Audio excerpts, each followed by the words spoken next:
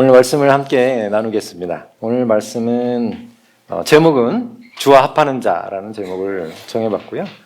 이건 고린도전서 6장 17절 말씀이죠. 주와 합하는 자는 한 영이니라. 너무나 잘 아는 말씀이죠. 그렇습니다. 주님과 우리가 하나가 되면 한 영이 된다라는 말씀입니다. 그래서 주님과 우리는 따로 있지 않고 함께 항상 있다, 이런 말씀입니다. 첫 번째 제목은 하나됨에 대해서 조금 함께 나누고 또 나머지 말씀 함께 나눕니다. 고린도서 8장 6절을 주부에 제가 실어놨는데요. 너무 좋은 말씀입니다.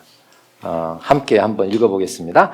그러나 우리에게는 한 하나님 곧 아버지가 계시니 만물이 그에게서 났고 우리도 그를 위하여 있고 또한 한 주 예수 그리스도께서 계시니 만물이 그로 말미암고 우리도 그로 말미암아 있느니라. 그러나 우리에게는 한 하나님 곧 아버지가 계시니 육신의 아버지도 있지만 영적인 아버지, 우리 진짜 하나님 아버지가 계시다는 거고요. 그분이 계시고 그분이 만물을 만드셨다고 합니다. 만물이 하나님으로부터 났다, 이렇게 표현하고 있고, 우리도 그를 위하여 있고, 우리를 위하여 그분이 계시는 게 아니라 우리가 그분을 위해서 있다고 말씀하십니다.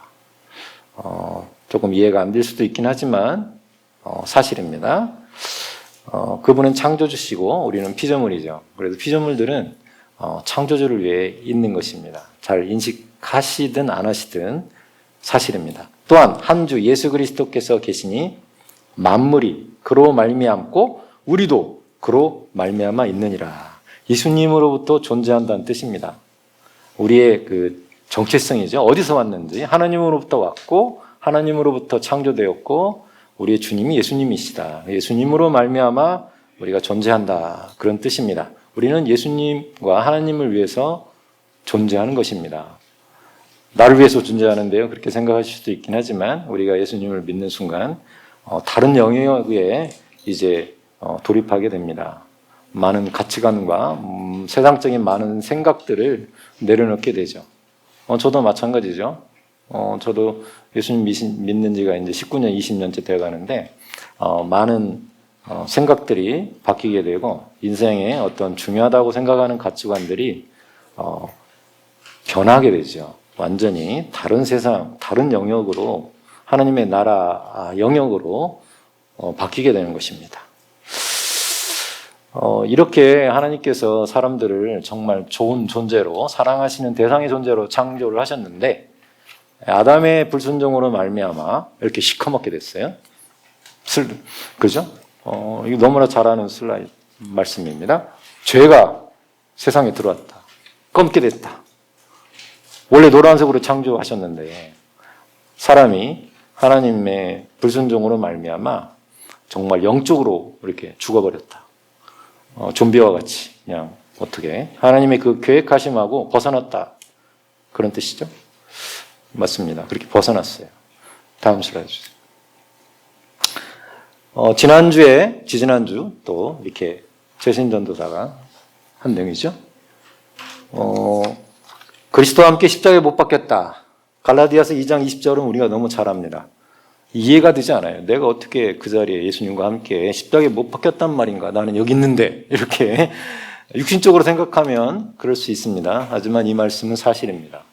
내가 그리스도와 함께 십자가에 못 박혔나니. 여기가 시작이죠. 그런즉 이제는 내가 사는 것이 아니요 오직 내 안에 그리스도께서 사시는 것이라. 내가 어떻게 예수님과 함께 십자가에 못 박혔단 말인가? 그렇게 잘 안 보여지는데 다음 슬라이드 주시죠. 그림을 조금 이렇게, 아담 때문에 우리가 첫 번째 이렇게 시커멓게 됐습니다. 그래서 이 시커먼 거를 어떻게 좀 바꿔보려고 인간 스스로 노력을 해도 안 되죠. 왜냐하면 검은색의 본성을 가진 사람들은 계속 그런 사람을 낳을 수밖에 없어요. 그죠? 그래서 검은색으로 태어났기 때문에 계속 검은색이죠. 자녀도 검은색이고 영적으로 다 죽어 있는 거죠. 어디서 먼 데서 와도 마찬가지고 그냥 다 검어요, 사람들이.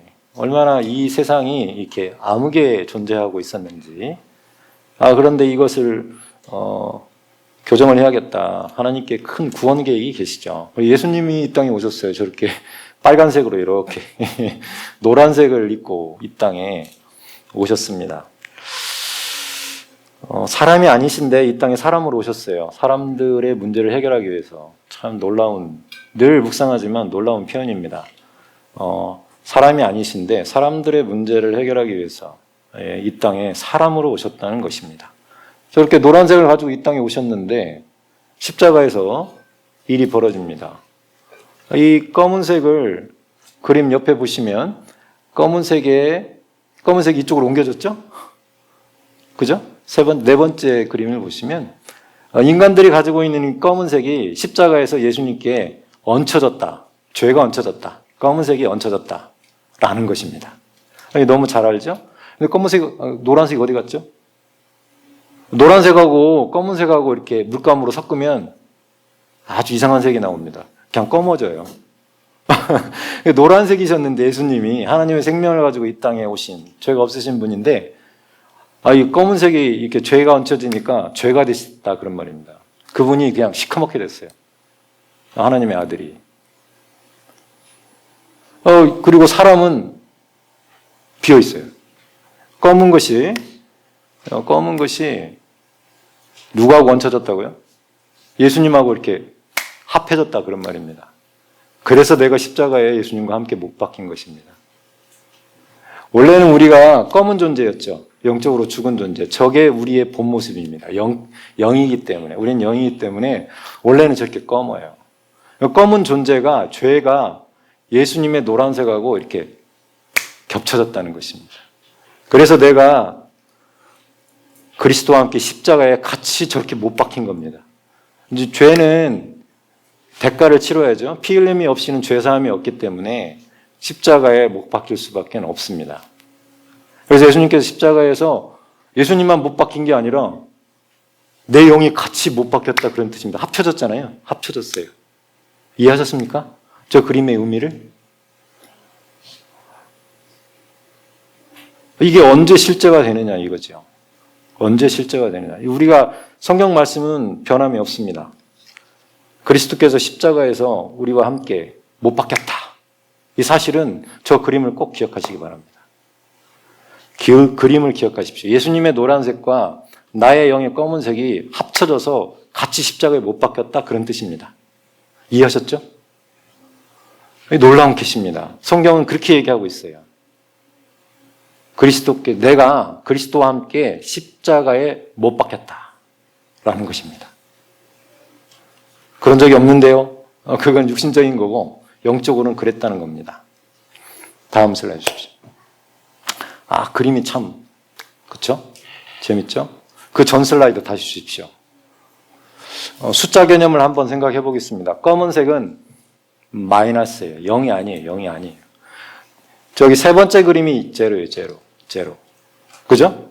제로는 없는 겁니다. 아무것도 없어. 이것도 없고 저것도 없는 겁니다. 숫자로 좀 표현해 보겠습니다. 이해하기 쉽게. 저기 검은색은 마이너스 1 정도로 표현하겠습니다. 마이너스 1. 검으니까 뒤로 가는 거니까 마이너스 1로 표현하겠습니다. 저 예수님을 숫자로 한번 표현해 보실래요? 예수님의 생명, 하나님의 생명을 숫자로 표현해 보십시오. 수학 기호 중에 생각나는 단어가 없습니까? 수학 기호. 수학. 무한대로 한번 표현해 보겠습니다.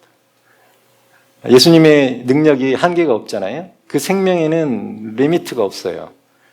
그래서 무한대로 표시해 보겠습니다. 무한대. 괜찮겠습니까? 근데 저기 하얀 건 제로예요. 제로가 검은 것이 저쪽으로 이렇게 합쳐졌단 말이에요. 무한대하고 마이너스 1이 합쳐져 버렸어요. 십자가에서 같이. 네, 다음 슬라이드 주십시오. 저기가 비어 있었잖아요. 그죠?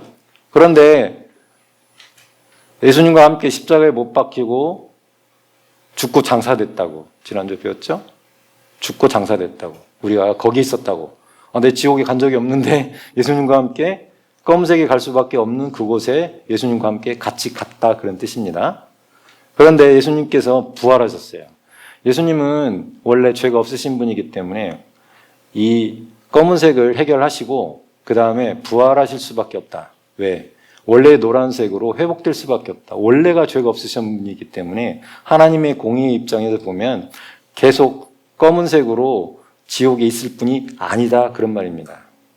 그래서 하나님께서는 예수님의 본성을 다시 회복하셨어요. 공의를 회복하셨다고요. 죄는 해결됐고 검은색은 없어졌고 다시 노란색이 예수님의 부활하심으로 말미암아 저렇게 그림을 표현할 수 있습니다. 빨간색 안에 이렇게 예수님이 부활하셨다 그런 말입니다. 부활하셨어요.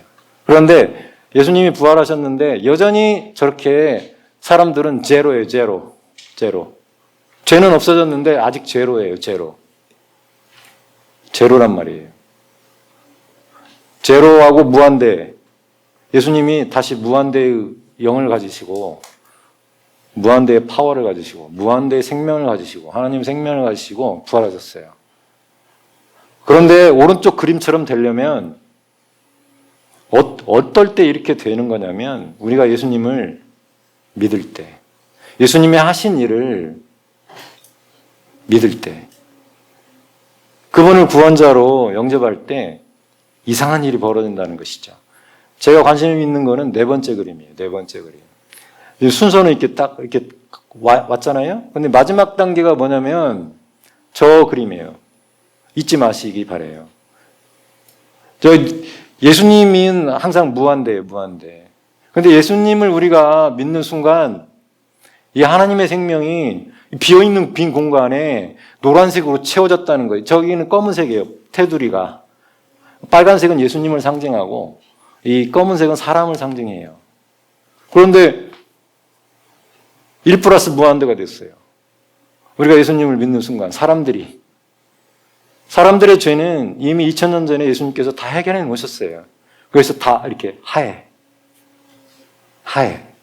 그런데 예수님을 믿는 순간 하나님의 생명이 예수님과 함께 전이가 돼가지고 저렇게 노랗게 되는 거죠. 맞습니까? 노랗게 돼요. 참으로 놀랍습니다. 제로 플러스 무한대였는데 예수님이 부활할 때는. 근데 예수님이 부활하신 이후에 예수를 믿는 사람들이 생기기 시작했어요. 예수님이 하신 일들을 그분이 그리스도라고 고백하고 주님과 구원자로 고백하는 사람들이 생기기 시작했어요. 그러면서 이 무한대 옆에 자꾸 숫자가 늘어나기 시작했어요. 1 플러스 무한대, 2 플러스 무한대. 멀티플하게. 맞습니까? 다음 슬라이드 주세요. 에베소서 지난주에 나온 말씀이에요. 지난주에 나온 말씀이죠. 4번에서 1, 2, 3번은 십자가에 못 박혔고 장사됐고 죽고 장사되었다. 네 번째가 이제 살리셨고 부활하셨죠? 살리셨고 일으키시고 앉히셨다. 제가 잘못 쳤네요. 에베소 2장 4, 6절. 긍휼이 풍성하신 하나님이 우리를 사랑하신 그 큰 사랑을 인하여 허물로 죽은 우리를 그리스도와 어떻게 해요? 함께. 성경이 틀리지 않았어요. 예수님 먼저 살리시고 나중에 우리가 태어난 게 아니라 함께. 아까 합쳐졌다고 그랬잖아요. 검은색과 노란색이 합쳐졌어요. 그러니까 같이 죽었어. 같이 장사되고. 그러니 같이 살아나야 된다 이 말이에요. 같이 살아났다고요. 성경은 틀리지 않아요.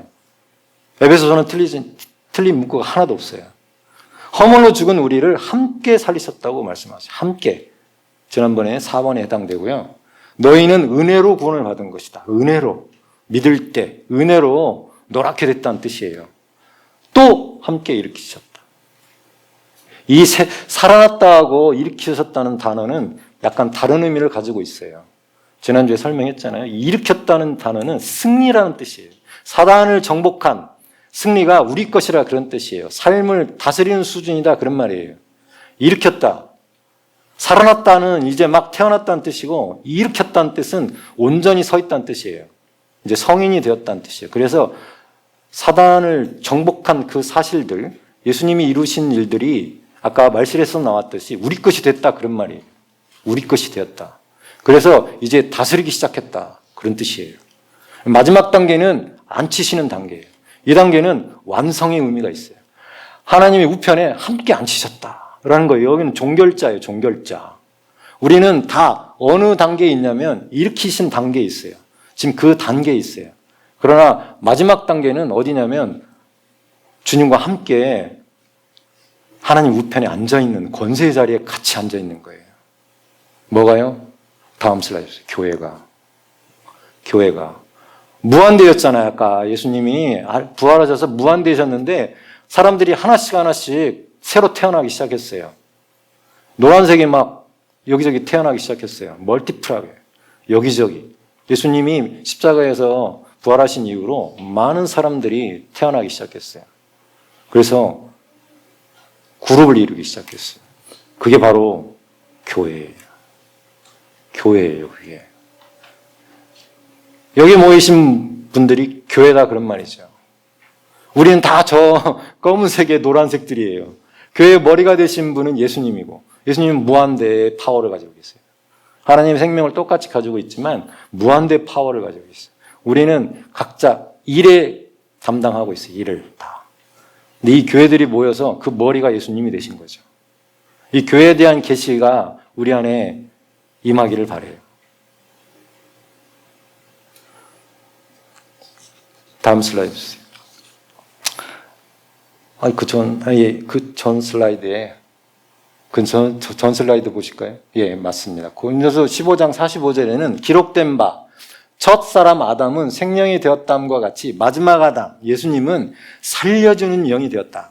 그러니까 예수님을 믿는 사람, 예수님을 바라보는 사람, 예수님 안에 속한 사람들은 살려주는 영이 되셨다. 그래서 살아난다 그런 말이에요. 이 비어있던 사람들이 이렇게 노란색으로 자꾸 태어난다는 뜻입니다.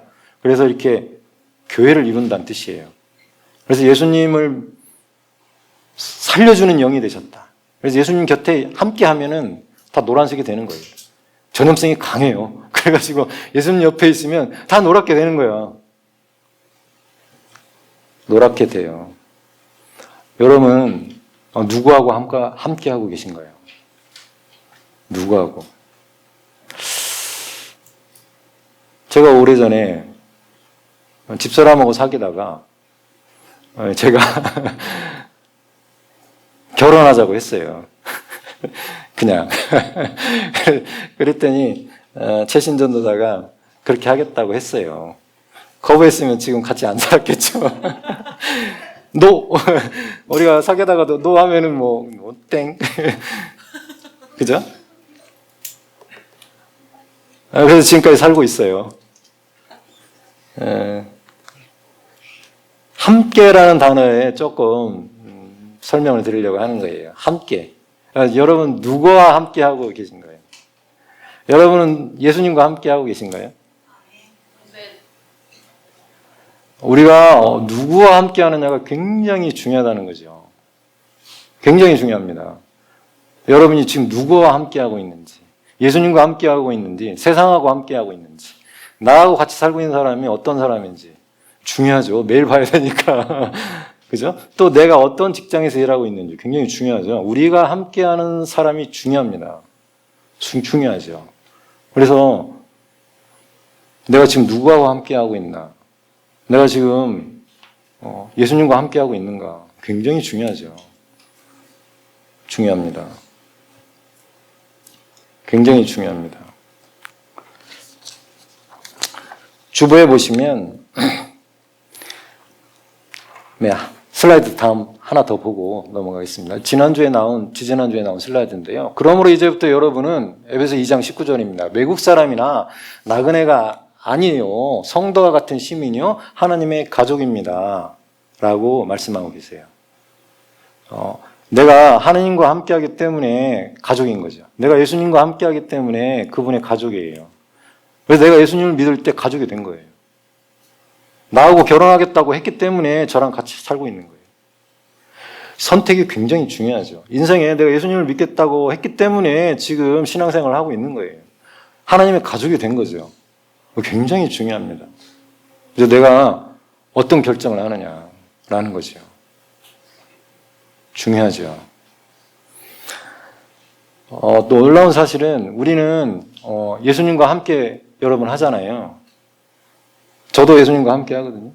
여러분 예수님과 함께 하세요. 근데 놀라운 말씀이 거기 요한복음 17장 23절을 한번 보시겠습니다. 곧 내가 그들 안에 있고 아버지께서 내 안에 계시어 그들로 온전함을 이루어 하나가 되게 하려 함은 아버지께서 나를 보내신 것과 또 나를 사랑하심 같이 그들도 사랑하신 것을 세상으로 알게 하려 함이로소이다. 여기 이해가 안 되는 부분이 하나 있었어요, 저한테. 왜냐하면 거기에 제가 빨간 줄로 또 파란색으로 쳐놓은 단어들 때문에 그렇습니다. 곧 내가 그들 안에 있고 아버지께서 내 안에 계시어 그들로 온전함을 이루어 하나가 되게 하려 함은 이런 단어 때문에 그렇습니다. 이 문구 때문에 그래요. 무슨 얘기냐면 내가 그들 안에 있고 예수님이 우리 안에 있고 하나님께서 예수님 안에 계셔서 근데 그분이 우리 안에 계시단 말이죠. 예수님도 계시고 하나님도 계세요. 예수님이 우리 안에 계시고 그 예수님 안에 하나님이 계시기 때문에 우리 안에 예수님과 하나님이 다 계신 거죠. 그 목적이 뭐냐? 그들로 온전함을 이루어. 단어를 찾아보니까 퍼펙트라고 되어 있어요. 우리가 예수님이 우리 안에 계시고 하나님이 우리 안에 계시면 우리는 퍼펙트해진다는 뜻입니다. 그들로 온전함을 이루어. 어떻게 된다고요? 오늘 주제는 하나예요. 하나가 되려 함이라. 하나가 되려 한다고 말씀하세요. 누가 하나가 된다고요? 누가요? 예수님과 나가? 내가? 하나님과 내가? 지금 그 얘기인가요?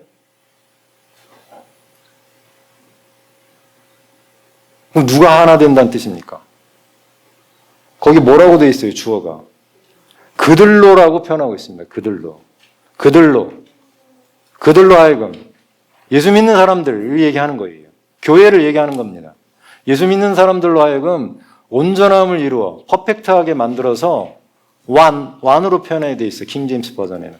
하나가 되게 하려 한다고 말씀하고 계세요.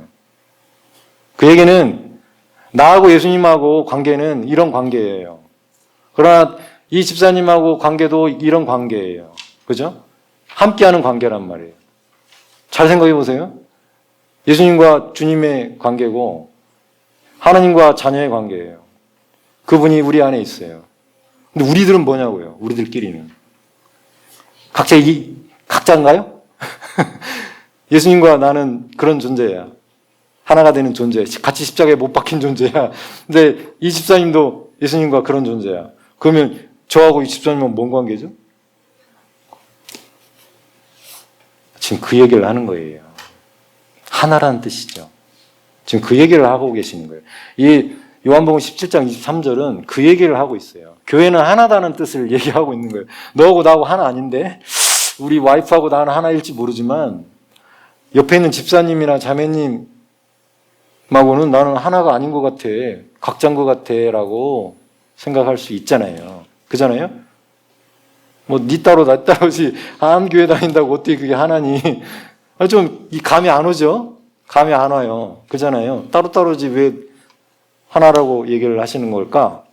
부부가 하나라는 거는 또 알겠어. 무슨 뜻인지. 한 몸을 이루어가지고 부모를 떠나서 한 몸을 이루어서 하나가 됐다라고 생각하는 말씀도 있고 해서 이해가 가요. 같이 살고 있으니까. 근데 교회는 따로 살고 있는데 왜 하나라고 말씀하실까? 라는 거죠. 라는 거예요. 이 말씀은 그렇게 얘기하고 있어요. 교회가 하나가 되게 하려 한다고. 하나가. 가족이니까. 영적인 가족이니까 지금 하나라고 얘기를 하는 거예요. 아버지께서 나를 보내신 것과 또 나를 사랑하심 같이 그들도 사랑하신 것을 세상으로 알게 하려 함이로소이다. 하나님께서 우리를 사랑하신 것을 나타내려 하신다. 그게 바로 교회가 하나 되는 거라고 말씀하세요. 내가 그들 안에 있고 그들을 온전하게 해가지고 그들이 하나 되게 하겠다. 그 머리는 예수님이고 그 다음은 하나님이다. 그래서 그 다음 구절에 보시면 고린도전서 3장 21절 22절에 보시면 그런즉 누구든지 사람을 자랑하지 말라. 만물이 다 너희 것임이라. 무슨 소리입니까? 난 아직 만물이 내 건지 잘 모르겠는데요. 바울이나 아볼로나 게바나 세계나 생명이나 사망이나 지은 것이나 장래 것이나 다 너희의 것이요. 너희는 누구 거예요? 그리스도의 것이요. 그리스도는 하나님의 것이니라. 라고 얘기하고 있죠. 교회는 하나고 머리는 예수님이시고 우리는 그리스도의 것이고 그리스도는 하나님의 것이라는 뜻입니다. 참으로 놀랍습니다. 그래서 하나님의 진정한 목적은 교회가 하나 되는 거예요. 어떻게 되어서? 완전하게 되어서. 각자 완전하게 되어서 하나님의 사랑으로 하나가 되는 거라 그런 뜻입니다. 그래서 사도 바울은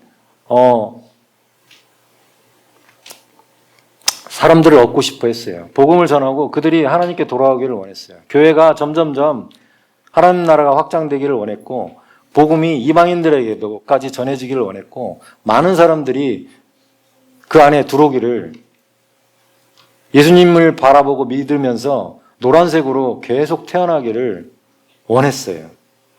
하나님께 주신 소원이죠. 그 안에 소원을 두고 행하시기 때문에. 그래서 그의 고뇌를 알 수 있어요. 고린도서 9장 18, 19절에 보면 그의 고뇌를 알 수 있어요. 그런즉 내 상이 무엇이냐? 내가 복음을 전할 때에 값없이 전하고 복음으로 말미암아 내게 있는 권리를 다 쓰지 아니하는 이것이로다. 내가 모든 사람에게서 자유로우나 스스로 모든 사람에게 종이 된 것은 더 많은 사람을 얻고자 함이라.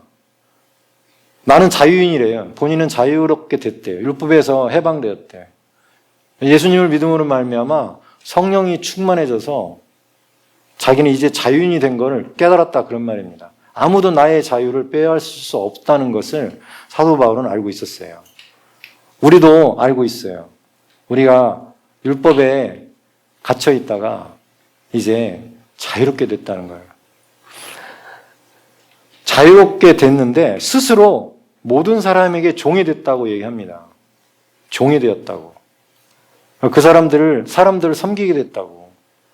왜? 목적이 딱 하나죠. 그 사람들을 얻으려고. 그래서 제목이 사람들을 얻고자 라는 제목을 정했어요. 사람들을 얻고 싶었대요. 사람들이 육신을 얻고 싶었을까요? 그분이? 사도 바울이? 그 영혼을 주님께로 돌리고자 했던 이 바울의 고뇌가 느껴져요. 자기가 종이 되어서라도 그 사람의 또는 어떤 상황에 종이 되어서라도 그 사람들을 그 영혼들을 얻고자 했다. 주님께 드리고자 했다 그런 말입니다. 그래서 그 무한대 예수님을 믿는 사람들이 점점점 많아지게 하고 싶었던 바울의 고뇌가 느껴집니다. 자기는 종이 되어도 좋다 그런 뜻입니다. 나는 자유로운데 종이 되어도 좋다 그런 뜻이에요. 영혼들을 구원할 수 있으면 자기는 종이 되어도 좋다 그런 뜻입니다. 그래서 율법에 갇힌 자처럼 행동하고 강하지만 약한 자처럼 행동하고 약한 자와 함께하고 또 율법에 갇힌 자와 함께하고 왜? 그 사람들을 얻고자 또 복음이 전해지는데 걸림돌이 되지 않도록 늘 수고하고 애쓰면서 일하면서 복음을 전했다는 거예요. 참 놀랍습니다. 예수님을 만나고 믿은 사람들은 이런 고뇌에 빠진다는 거예요. 사람들을 얻고자, 그의 영혼을 얻고자 그랬던 것 같아요. 잠언 21장 13절에 보시면 이런 말씀이 있어요. 귀를 막고 가난한 자의 부르짖는 소리를 듣지 아니하면 자기가 부르짖을 때에도 들을 자가 없으리라. 여기서 단순히 가난이라고 표현했지만 여기에는 질병을 가진 사람의 고통도 될 수 있고 부르짖는 소리, 어떤 영혼들의 육적인 게 아니라 영이 부르짖는 소리를 들어야 된다는 뜻이에요. 영이 부르짖는 소리를.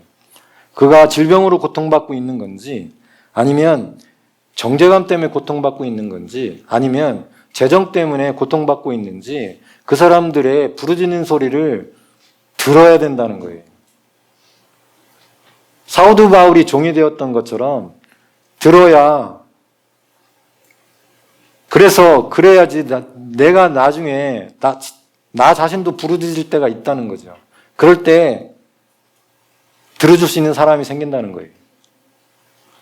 우리가 먼저 믿은 사람들의 고뇌가 여기 시작되는 거예요. 예수 믿는 사람들의 고뇌가 여기 있어요. 내가 어디까지 양보를 해야 되나? 언제까지 이 사람을 섬겨야 이 사람이 예수 믿을 수 있을까? 아니면 내 주위에 있는 사람들을 섬기자니 내가 너무 힘들다. 이렇게 생각할 수도 있고, 직장에서도 마찬가지죠. 그렇습니다. 이 사도 바울의 고뇌가 느껴집니다. 귀를 막지 말란 뜻이에요. 우리 주위에 영이 부르짖는 사람이 있으면 그 사람을 도울 준비가 되어 있어야 한다는 뜻입니다. 어디가 질병이 있는 분들을 놓고 기도할 수 있어야 되고, 또 정신적으로 힘들어하시는 분이 계시면 또 말씀으로 도울 수 있어야 되고, 또 재정적으로도 마찬가지고 정죄감도 마찬가지고, 이 영이 부르짖는 소리에 대해서 우리가 모른 척하면 안 된다는 뜻입니다. 단순히 막 물질적으로 도와주라는 뜻이 아니라 그 영의 부르짖는 소리를 듣고 어떻게 하면 도울 수 있을까를 생각하셔야 한다는 뜻입니다. 지난주 수요일 날 병원에 야유회가 있었습니다. 오전 진료를 하고 이렇게 버스를 대절해가지고 퇴촌까지 1시간 반 직원 전체가 움직였습니다. 1년에 한 번 있는 야유회입니다. 그냥 논다고 생각할 수도 있긴 하지만 이제 진료를 쉬고 모든 진료를 샷다운하고 단합대일 수도 있고 아니면 야유회라고 얘기하고 있습니다. 퇴촌에 등산, 작은 산, 야산 1시간 이내에 이렇게 올라갔다 내려오는 코스가 있었습니다. 그래서 버스 대절해가지고 각자 차 가지고 갈 사람들은 가져가고 저는 차를 개인적으로 가져갔고 직원 전체는 지금 버스 3대를 대절해서 전체가 움직였습니다. 복종 직장에서 이렇게 야유 같은 거 하죠. 단합대 같은 거 합니다. 그래서 저희도 1년에 한 번 있습니다. 등산하기도 하고 광교산을 등산한 적도 여러 번 있었고 뭐 심지어는 볼링대회도 좀 하고 하기도 하고 이렇게 옛날엔 체육대회도 했어요. 체육대회도 하고 막 그랬어요. 이번에 특별하게 태천 한 2, 3년째 계속 가고 있는데 거기에 작은 야산을 이렇게 올라갔다 내려오는 코스가 있습니다. 식사는 저녁 때 준비되어 있고 출장부터 딱 준비되어 있고 전 직원이 같이 할 수 있는 시간들을 가졌습니다. 근데 비가 내리기 시작했습니다. 그래서 일기예보를 듣고 기획팀에서 우비를 다 준비했습니다. 이건 무슨 뜻이냐면 반드시 등산하고 말겠다. 뭐 비가 오니까 우리는 안 갈래 이런 게 아니고 비가 조금 이슬비가 내리기 시작했어요. 출발할 때. 그죠? 우리는 반드시 그런 직장의 정신이 있습니다. 우리는 비가 오니까 오늘 야유 취소 이런 건 없어요. 그냥 비가 오든 뭐가 오든 준비해서 가는 것이죠. 비가 오면 뭐 우산을 받고 아니면 우비를 다 전 직원을 준비했어요. 놀랍죠? 모든 준비를 마쳤죠. 식사 준비도 마찬가지고. 왜 이 얘기를 꺼내냐면 한 분 때문에 그렇습니다. 그래서 이제 부슬부슬 내리니까 저는 우산을 살짝 받고 뭐 이렇게 높지 않으니까 이렇게 저는 안 가봤어요. 처음 가봤어요. 근데 높지 않다고 생각을 하고 그렇게 갔고 직원들은 뭐 우비를 다 입고 이렇게 가고 있었어요. 중턱쯤 올라가니까 비가 더 세지기 시작했어요. 수요일 날 오후에 굉장히 길이 미끄러워지기 시작했습니다. 근데 가파른 데가 몇 군데 있었어요. 미끄러져요. 진흙, 풀밭 막 밧줄을 매어놨어요. 전부 다 미리 다 잡고 올라가라고. 그렇게 높은 산이 아니에요. 근데 코스가 그래요. 코스가 그것도. 그런데 그 중에 한 분이 한 번도 등산을 해본 적이 없는 자매님이 계셨어요. 꼭대기까지 올라가면 뭐 추첨돼서 상품권도 줍니다. 우리는 다 모든 게 준비되어 있어요. 근데 언제든지 중도 포기할 수 있어요. 중도는 안 갈래? 또는 뭐 처음부터 안 가는 사람도 있었어요. 또 중간에 가다가 난 스탑 이렇게 하는 사람도 있고. 근데 그날 처음으로 등산을 하신 분이 계셨어요. 나이는 67세시고 자매님입니다. 근데 끝까지 올라가신다고 올라가셨어요. 얼마나 힘들으셨겠어요? 저도 아직 젊은데 젊은 친구들도 막 미끄러지고 막 이렇게 잡고 가고 막 우비 맞고 막 서로 막 땀을 흘렸어요. 저도 비도 맞고 땀도 흘리고 잔뜩 흘리고 뭐 땀을 오래간만에 많이 흘렸어요. 힘든 과정이었던 거죠. 별로 높은 산이 아니에요. 근데 이제 기후가 안 좋다 보니까 막 갑자기 올라가는 상황이었어요. 근데 그 자매님 한 분 중에 굉장히 힘들어하시는 분이 계셨어요. 어떤 남자 형제가 업고 올라갔어요. 가능할까요? 그렇게 미끄러운데 뭐 어떤 상황인지 아시겠죠? 막 산악훈련하는 느낌? 왜 기후가 안 좋아하죠? 기후가 안 좋아서 평소 같으면 그냥 상관이 없는데 30분이면 갔다 오는 거리인데 이거는 그냥 기후가 너무 안 좋으니까 비가 오니까 막 업고 올라갔다가 내려서 우산 지팡이로 짚고 올라갔다가 우비 있고 막 미끄러지고 막 끝까지 올라갔어요. 끝까지. 내려올 때 더 심했어요. 너무 미끄러워가지고. 누가 잡아주고 그분을 잡아주고 저도 조금 한번 잡아주고 우산 지팡이 짚고 그 사람이 계속 대화하면서 끌고 가고 벌써 한숨 나오시잖아요. 그래가지고 그분이 마지막까지 내려왔어요. 자기 평생에 많은 사람들의 도움을 받고 어려운 결정을 했는데도 올라갔다가 무사히 다친 사람 하나도 없이 내려와서 출장국대를 맛있게 먹었어요. 근데 굉장히 많은 사람들이 많은 걸 느꼈어요. 많은 걸 느꼈어요. 중요한 얘기를 했죠. 전 직원이 서로 잘 몰라. 부서가 틀리니까 막 같은 외래, 수술방 다 달라. 막 시설팀도 있고 남자들 있고 막 자매분들이 많죠. 젊은 친구들이 많고 저는 그래도 나이가 있는 축에 있어요. 원장님이 저보다 10살 많으시고 저보다 더 잘 올라가세요. 날라다니세요. 막 다른 사람 도와주고 잡아주고 우산 받고 막 그랬어요. 그 전 직원이 그래서 그 자매님이 끝나고 내려와서 다음날 한 얘기가 있어요. 아침에 큐티를 같이 하는데 그런 얘기를 하셨어요. 자기는 인생에 이렇게 많은 사람들이 자기를 도와준 것을 처음 겪었다고. 67세세요. 그리고 인생에 큰 위로를 받았다고. 자기가. 별거 아니죠. 우리가 같이 힘을 합쳐서 정상까지 올라갔다 내려왔고 악천후 속에서도 다 함께 다친 사람 없이 서로 도와가면서 한 사람도 다치지 않고 그 중에는 발목 삔 사람도 있어요. 근데 끝까지 올라갔어요. 그래서 잘 내려왔어요.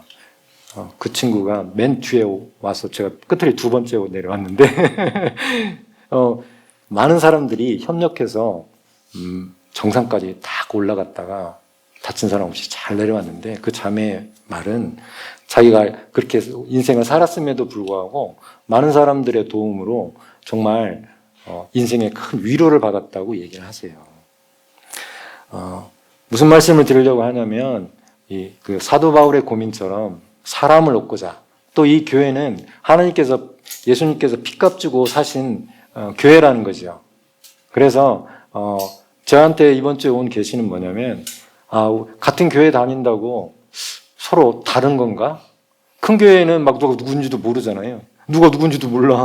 그래서 교회는 같은 교회 다닌다는데 누군지도 모르겠고 무슨 일을 하는지도 모르겠고 뭐 그 사람이 어떤 상황인지도 모르겠고 막 다 그래요. 그런데 오늘 말씀은 하나라고 표현을 하세요. 하나라고. 그리스도 안에서 우리가 하나라고. 잘 믿겨지지는 않지만 하나라고 말씀하시니까 하나라고 인식을 해주세요. 그래서 전 직원이 단합대 속에서 우리가 한 공동체 안에서 일을 하고 있구나 이거를 서로 굉장히 절실하게 느꼈어요. 그래서 어려운 일 있으면 서로 도와줄까요? 안 도와줄까요? 도와주니까 일을 할 수 있죠. 팀으로 움직이니까 전체가 팀으로 움직이니까 한 사람만 삐끗해도 병원에서는 위험한 일이 생길 수 있어요. 그런데 체크해주고 얘기해주고 또 도와주고 해서 병원에서 목적을 달성해야 되니까 공동체죠. 이 병원장님이 예수 믿는 분이에요. 그래서 예수 믿는 사람들이 많아요. 그래서 그 가운데 하나님의 임재하심을 체험해요. 가끔 우리가 이거 이상한데 하는데 뭔 일이 잘 될 때가 있어요. 우리는 잘 몰라. 왜 하나님께서 교회를 보고 계시고 또 공동체를 보고 계시기 때문에 그래요. 그래서 세 번째는 은혜와 진리예요. 우리는 하나님의 은혜와 예수 그리스도의 이 진리 가운데 있어요. 그래서 다윗이 그 이때라는 사람한테 이렇게 마지막에 얘기를 해요.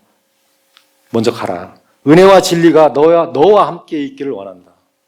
요한복음 1장 14절에도 말씀이 육신이 되어 우리 가운데 거하심에 우리가 그의 영광을 보니 아버지의 독생자의 영광이요 은혜와 진리가 충만하더라. 예수님께서는 은혜와 진리가 충만하신 분이에요.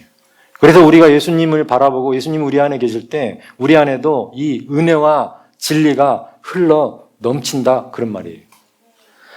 요한복음 1장 17절에도 율법은 모세로 말미암아 주어진 것이요 은혜와 진리는 예수 그리스도로 말미암아 온 것이라.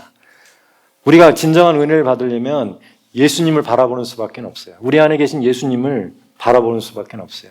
그분이 우리의 은혜이며 진리이죠. 이 진리는 말씀이에요. 하나님의 말씀이죠. 이 진리가 우리를 자유롭게 하잖아요. 우린 자유인이죠. 그리스도 안에서 자유로운 사람들이에요. 사무엘하 말씀을 잠깐 하고 마칠까 합니다. 12장 9절에 그런데 어찌하여 네가 여호와의 말씀을 업신여기고 나보기에 악을 행하였느냐. 네가 칼로 햇사람 우리아를 치되 암몬 자손의 칼로 죽이고 그의 아내를 빼앗아 네 아내로 삼았도다. 다윗이 밧세바를 취하고 그 남편 우리아를 암몬과의 싸움에서 죽게 만들어요. 그런데 하나님께서는 이렇게 말씀하세요. 선지자 나단을 통해서 이렇게 말씀하시죠. 네가 악을 행했다. 그런데 그 악은 사람들한테 한 악이 맞긴 한데 뭐라고 말씀하시냐면 네가 여호와의 말씀을 업신여겼다라고 얘기해요. 여호와의 말씀을 업신여겼다. 그리고 악을 행했다. 우리가 구약에 살고 있는 사람들은 아니에요. 그런데 신약에 살고 있는 우리들이 뭔가 우리 본성에 맞지 않는 악을 행하게 된다면 하나님의 말씀을 업신여기는 것이 된다 그런 뜻이에요. 우리가 늘 하나님의 말씀 가운데 있어야 되는 이유가 여기 있는 거예요. 하나님께서는 우리가 좌로나 우로나 하나님의 말씀 안에서 벗어나지 않기를 원하세요. 벗어났을 때 하나님의 말씀을 업신여긴다고 여기신다는 거예요. 원수에게 비방할 거리를 주지 말라는 뜻이에요. 어쩌다 한번 실수하는 걸 얘기하는 것이 아니라 고의적으로 계속 말씀에 벗어나는 행동을 하게 되면 하나님의 말씀을 업신여기는 것이 된다 그런 뜻이에요. 특히 하나님의 자녀들이 교회에 속한 한 공동체가 교회잖아요. 교회 안에서 어떤 문제가 발생하거나 계속 악을 행하게 된다면 하나님의 말씀을 업신여기는 것이 된다 그런 뜻입니다. 경고의 말씀이 아니라 우리가 늘 우리 가운데 사단의 유혹이 있기 때문에 그래요. 그런데 우리는 사단을 이긴 자들이에요. 아까 말씀드렸다시피 일으켜진 자들이에요. 태어났고 일으켜지고 앉혔다. 일으켜진 자들이기 때문에 사탄이 어떤 방법으로도 우리를 유혹할 수 있어요. 하지만 우리는 그 악에 넘어가지 않도록 시편 1편 말씀처럼 악인들의 꾀를 따르지 아니하고 죄인들에게 서지 아니하며 오만한 자들의 자리에 앉지 않기를 하나님의 자녀들이 그렇게 되기를 하나님께서는 간절히 바라고 계세요. 마지막 말씀이에요. 고린도서 4장 20절 하나님의 나라는 말에 있지 아니하고 오직 능력에 있습니다. 하나님의 말씀의 능력, 성령의 능력에 있음을 우리는 항상 굳게 감지하고 있어야 돼요. 오늘은 여기까지예요. 기도하겠습니다. 하나님 아버지 감사합니다. 주와 합하는 자는 한 명이고 정말 교회를 새롭게 만드시기 위해서 예수님께서 그 희생을 치르시고 우리와 함께 십자가에 못 박히시고 죽으시고 장사되셔서 우리를 위하여 부활하셨습니다. 그를 믿는 자마다 누구나 교회가 되게 하시고 하나님의 생명을 주시고 또 사탄의 그런 모든 유혹과 권세에서 벗어나게 하시고 정말 하나님의 자녀로 가족으로 세워주셔서 감사드립니다. 예수 그리스도의 그 은혜와 진리가 우리와 늘 함께 하실 것입니다. 예수님의 이름으로 기도하였습니다. 아멘.